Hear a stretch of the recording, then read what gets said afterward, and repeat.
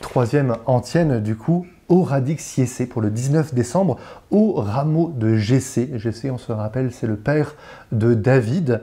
Au rameau de Jessé, étendard dressé à la face des nations, les rois sont muets devant toi, tandis que les peuples t'appellent.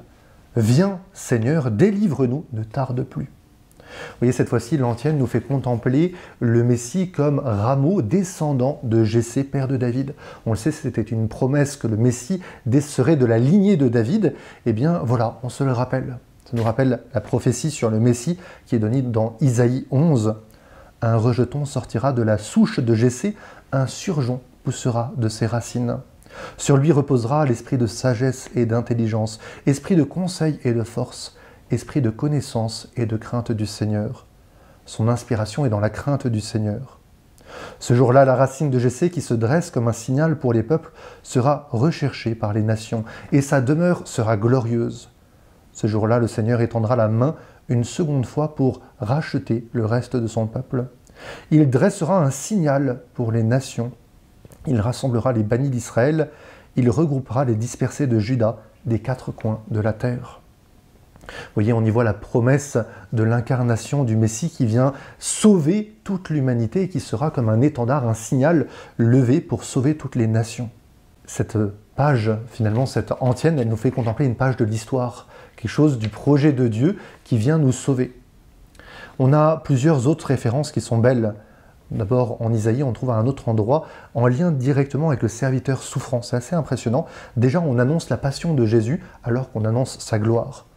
Voici que mon serviteur prospérera, il grandira, il s'élèvera, il sera placé très haut. De même que les multitudes ont été saisies d'épouvante à sa vue, car il n'avait plus figure humaine. Son apparence n'était plus celle d'un homme. De même, les multitudes de nations seront dans la stupéfaction. Devant lui, des rois resteront bouche close pour avoir vu ce qui ne leur avait pas été annoncé, pour avoir appris ce qu'ils n'avaient pas entendu dire.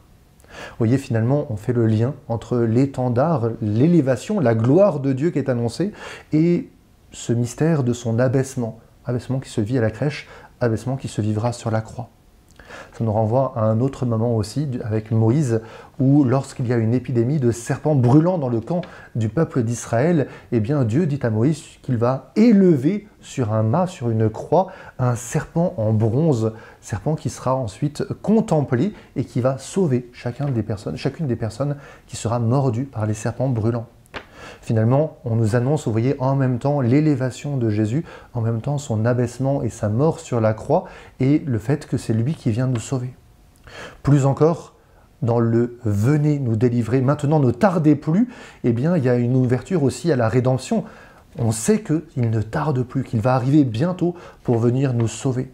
Ça nous rappelle cette phrase de Saint Jean, « Car encore un peu, bien peu de temps, celui qui vient arrivera, il ne tardera pas. » Nous sommes dans une attente pressée, pressante, et nous savons que le Seigneur viendra bientôt pour sauver chacun d'entre nous.